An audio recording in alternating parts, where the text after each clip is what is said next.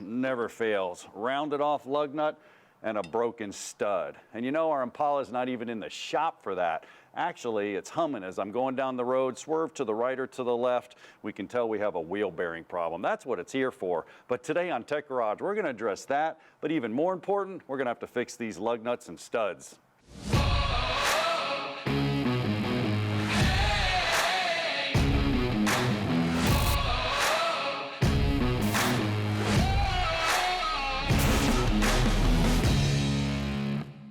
Welcome to Tech Garage, presented by RockAuto.com. Well, Dave, it never fails. A simple job turned into a nightmare, my friend. I cannot think of how many times, John, I've been in the driveway, want to get to something behind the wheel, and you end up stripping a lug nut or breaking a stud, and you're dead in the water. Yeah, you can't even go to the store, or you can't go anywhere. You're stuck. Yeah, invariably, it's the only vehicle I have, so I've got to get a ride, and a simple project turns into an all-day ordeal. Exactly, and we got ours off. We'll show you the secret a little bit later, how we got it off, but we got it off because we think we have a wheel bearing problem, and you know, we're going to have to diagnose that as well, Dave. There's a couple of options going on here, but it's most likely the wheel bearing. Yeah, it could be suspension, it could be the wheel bearing, it could be a tire. We've done a visual inspection of the suspension. Everything looks like it's intact. We've wiggled stuff.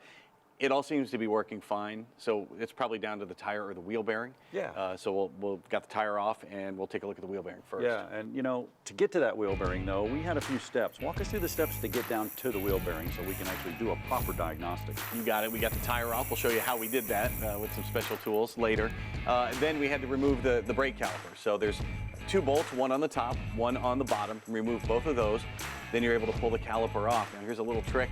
You don't want to put any stress on that brake line. If you just hang the caliper from the brake line, you're going to break that, and that's no good. That's a whole different set of problems. So you just hang it from a bungee cord. We hung it from the spring to the top of the suspension, and it's up and out of the way, and your brake line is in good shape. You're able to take both of the brake pads, they just slide right out. Then you need to go onto the back to remove the bracket, and there's just two more bolts to get the bracket off. Slide the bracket off, then time to remove the actual disc itself. Of course, I yanked on it a couple times, then I realized there's a Torx bolt holding it on there. So I grabbed a Torx bit and pulled that bolt right out, and we were able to slide the disc right off, and here we are. Well, there you go. Now, if you suspect a bearing problem, Dave, you can drive along in your car. Before you get to this point, you can actually swerve to the right or left. And what's going on there is you're shifting the weight of the car either onto the bearing or off of the bearing. So at least you can isolate it to a side. That's what we did. Another thing you can do too is you can actually change road surfaces. We do this a lot on Tech Garage because it's a pretty easy tip. You're just going down, let's say, a nice asphalt or concrete road. A concrete road here, nice and smooth, or a bridge, and then you change surfaces onto a bumpy asphalt road. If the noise changes, most likely it's in the tire. If the noise stays the same, well, it's probably a bearing issue. And then you can take it a little bit further. You can get a stethoscope like this, put it on there and listen for it. Remember, you're taking 5,000 pounds off the car, Dave, so it may be a little harder to hear. You got a solution for that as well. Yes, sir. You thought I had my Walkman from back in 1986 here. No, this is actually an electronic version of the stethoscope. I like it because you can adjust the volume. You're not blasting your eardrums out every time you listen to it. So you take the microphone and you put it right here on the bearing itself in this case. And as you, as you turn it there, it sounds like that thing's like full of sand or grit or something. Yeah. And that is, it's no bueno. That's got to come off. That's a bad bearing right there. Yep. Yeah. And you're used to this anyway. It's like, can I have a cheeseburger and fries, please? Clearly, I'd like the supersize. Thank you very much. Absolutely. And what Dave was listening to is actually through his stethoscope. You can hear this here. That grind is not good. Now, you can also take the wheel at 2 o'clock and 7 o'clock and wiggle it back and forth and see if there's any play. If it's not that obvious, this one probably would be. This is what a good bearing sounds like. You can't hear it. That's how it's supposed to be. And it's kind of hard to turn. That's a good thing. Well, Dave, we got the diagnostics down. We know it's a wheel bearing, a wheel hub assembly here. It's a whole hub assembly. On the back, there's an ABS connector back here. I already have it unplugged. We'll kind of snake it out, take good care of that. Dave, what else do we have to do back there? That ABS connector is actually getting in the way of a bolt that we have to undo here. There's 3 on the back of the hub in this case. So you remove that one bolt already once you got the ABS connector out. And I've got 2 more bolts here. This one's the tricky one here, so we'll get that one out of the way first. It's hiding up here, and I'll just see if I can... That's exactly where it is. It's right here on the top, so if I turn that around, that's what he's actually up against. Here's the ABS connector right here. The other one's on the other side. Now remember, the axle's going through here, and the last nut he has is right down on the bottom. You can see that one down there pretty good. But Dave, you get that out. I got that one out already. You get that last one out. Yes, sir. And we should be pretty close. Yep. There we go. All right, they should both come off now. All right, you got it off now. Now you got an axle nut right here, which usually has a bunch of torque on it. Some of them can be staked, some can be oblong, so you may have to put a little pressure on. I'm just gonna use a gun. There we go. That's good news. All right, yep, that's good news. That come off, so that's good news. Now, a lot of times I like to go back and put the nut back on here because I don't want to mess up the threads. We're gonna reuse that CV axle. We don't want to do any damage to it, but these could be stuck on, Dave. So if you just kind of give it a wiggle, I'll tap it, grab that side there, and wiggle it towards us. There it goes, okay, nice. easy. All right, and then the axle's stuck in there. See if I can knock that through. There we go. That's why I put the nut on there. Nice little finesse, John. Yep. And I'm using a dead blow hammer, so we're not doing any damage to anything on here. So I get that off, and we'll walk that harness through. If you pick up that CV axle a little bit towards your side right there, there we go. Bam. Cool. There you go, Dave. Merry Christmas, Hey, Bad. thanks very much. Well, we're going to take a break. We're going to get our bearings, I guess. And when we come back, John and Josh are going to show you how to deal with a broken stud and a lug nut that gets rounded like in our case. No doubt. We'll be right back with more Tech Garage presented by RockAuto.com. We hope you're enjoying this episode of Tech Garage. We do this every week, of course, and in between, we are all over social media, John. Yeah, we sure are. You can go to Masters Entertainment Group YouTube channel. They have seasons from 8 seasons. This is our 8th season, Dave. It's hard to believe. Yeah, there's 13 of them for every season, so you can get a whole college education there. Not to mention Facebook, Twitter. We're all over the place, man, and we're doing stuff all year long, so check us out. It's a great place to see our old shows, see what we're up to. It's also a great place to send us a comment or a complaint. If you've got a beef, staff members are standing by to answer your questions. Yeah, that's right. We're a show for the people. We love to hear from you. We don't want to do this without you, so write in. We love your comments, man.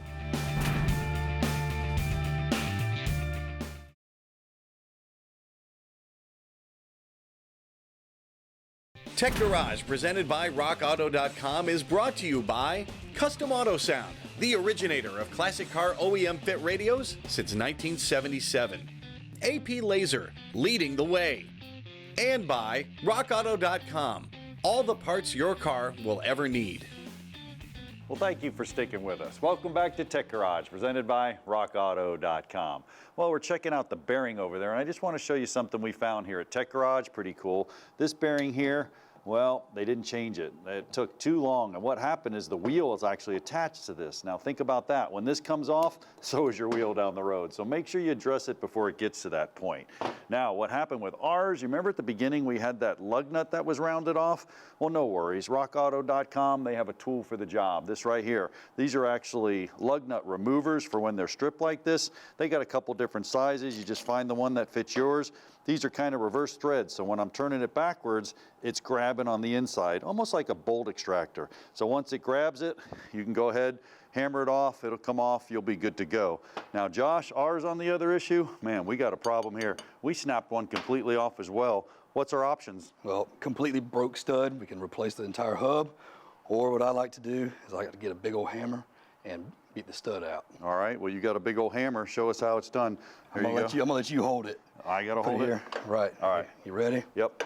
No, I'm scared. You should be. You should be scared. You're gonna hit this, not me, right? All right, let's see Ready? if we get out of there. Get a good tap and go. All right.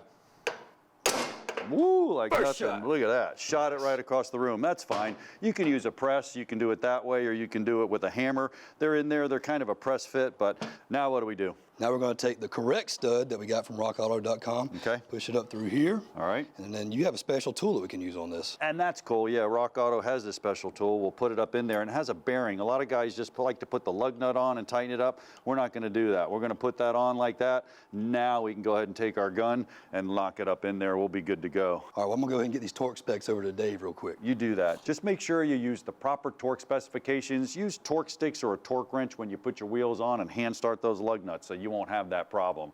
Speaking of problem, I think they got it about solved.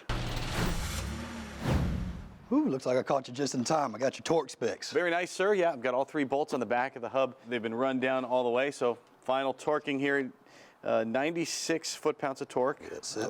Yeah, and then when you get to this drive shaft nut, it's 155. Whew, I got to be a man to handle that one. Yeah, no doubt. Anytime you're torquing anything down, any kind of bolt on your vehicle, you want to make sure you check your service manual.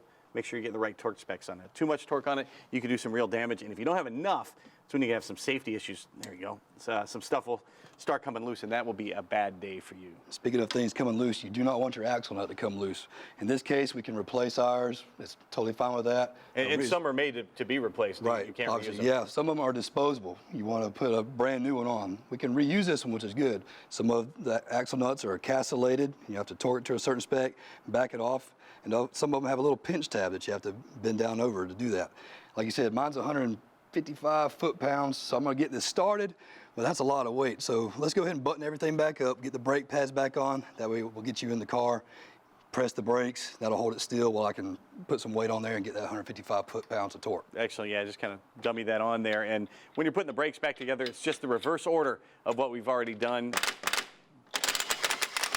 And everything's kind of been broken apart. The rest has been busted off, so this should go back together really, really easily. We'll be right back with more Tech Garage presented by RockAuto.com. And when we come back, we're going to have a little Garage Ed talking all about front suspension.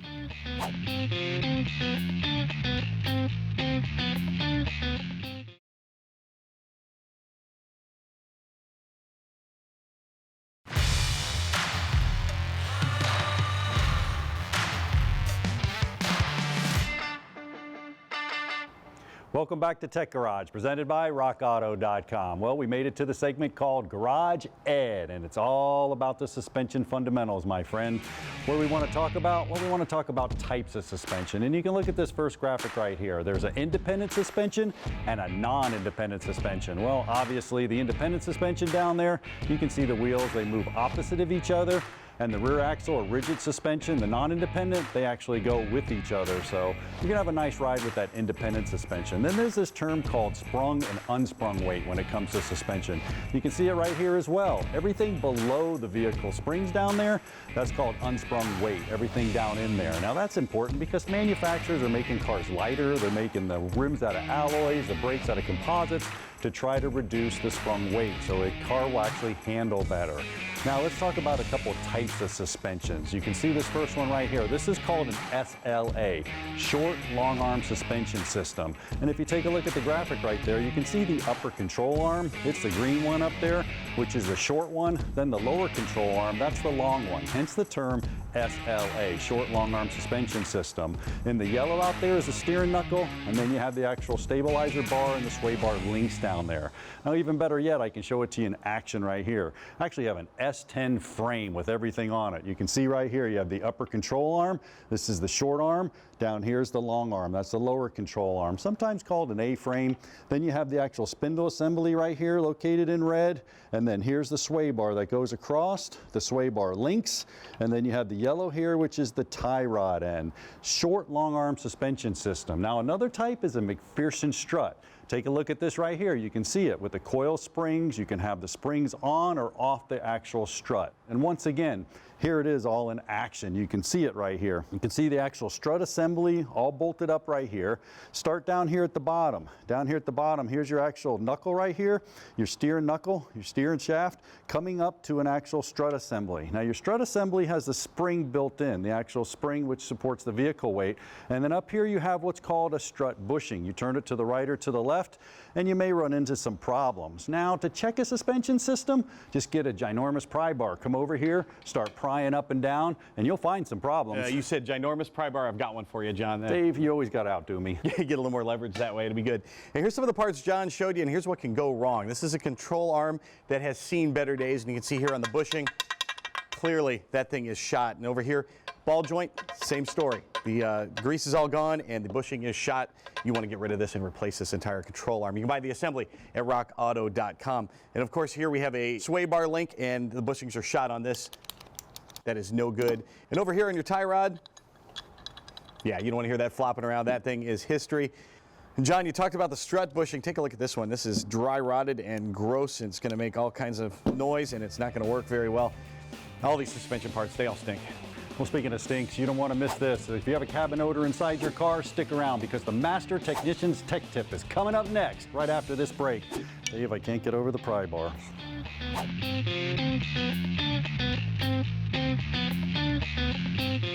Hey, you sitting there in your easy chair drinking your morning coffee? Hope you're loving this episode of Tech Garage. Guess what? Another way to do it again Sunday morning on Motorhead Garage. Absolutely. Motorhead Garage is all about products, people, vehicles, all kinds of cool things. Do not miss Motorhead Garage. Here it is.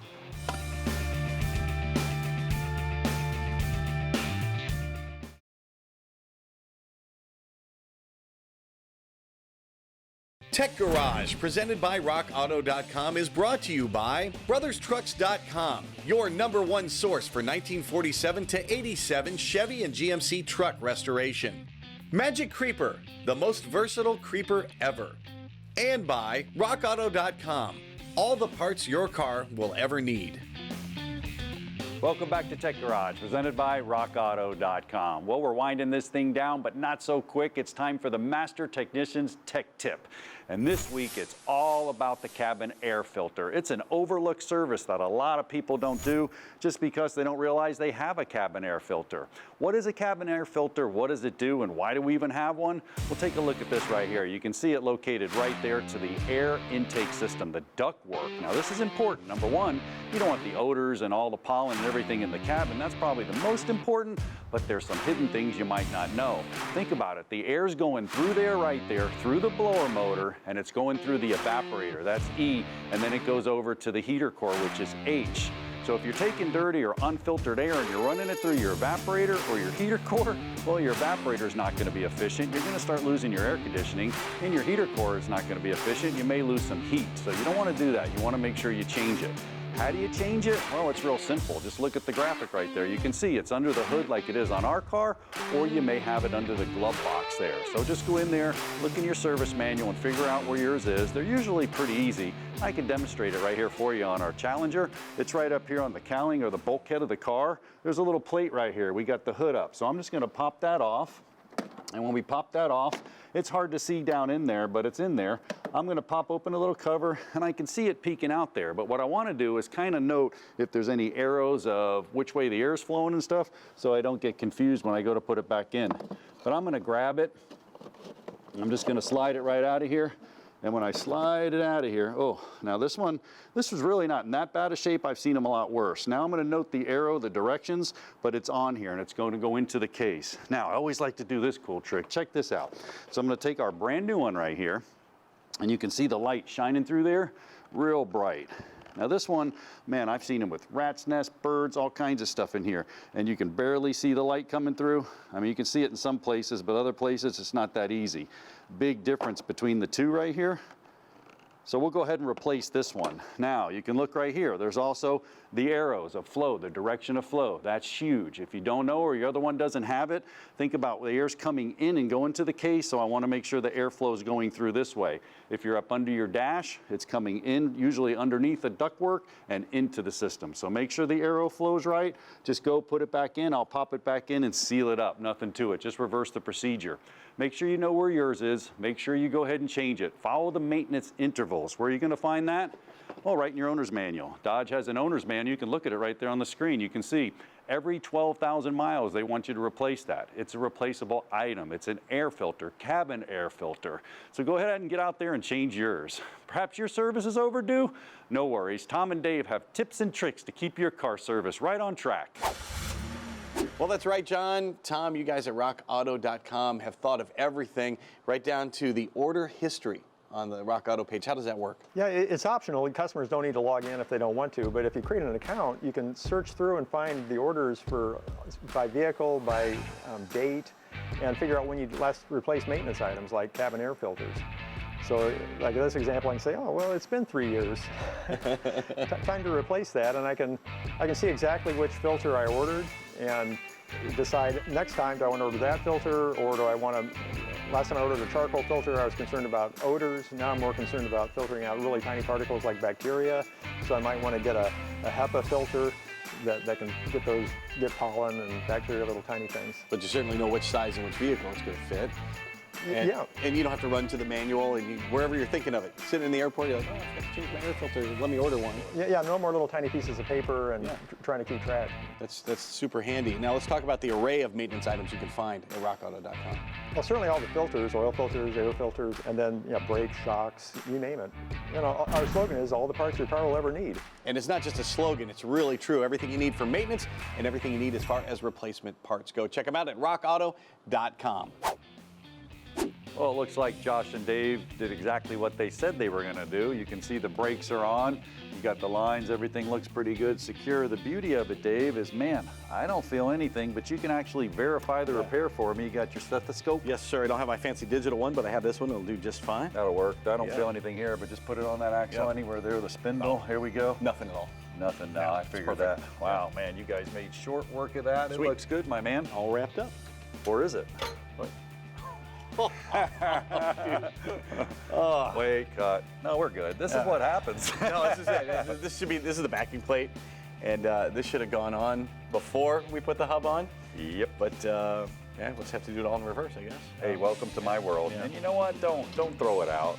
Just take the job back apart, put it back on. We're going to do the same. We may grab a lunch before then, but we're going to put this back on for sure. You want this piece on there? No problem. Kind of indicative of the whole show, wasn't Well, I it, was Dave? going to say, it's kind of the bright side of things. This shows you this stuff happens when you're doing a repair or any kind of project like that. We had the broken stud. We had a stripped lug nut. It was rounded off, and now, of course, this. You're welcome. Very cool. Got our afternoon cut out for us. Yeah, that's all right. Awesome. Well, Now we know how to do it, right? Exactly, and do it well. Yes, sir. Well, we're out of time for today, folks, but make sure you check us out on social media. We got Facebook, Twitter, YouTube, all that cool stuff. We'll keep you up to date. We're a show for the people. We'll see you next week with more Tech Garage presented by rockauto.com. See ya. Production assistance for Tech Garage is provided by Chipola College, located in Marianna, Florida. Founded in 1947, Chipola was ranked recently as one of the top 3 community colleges in the United States.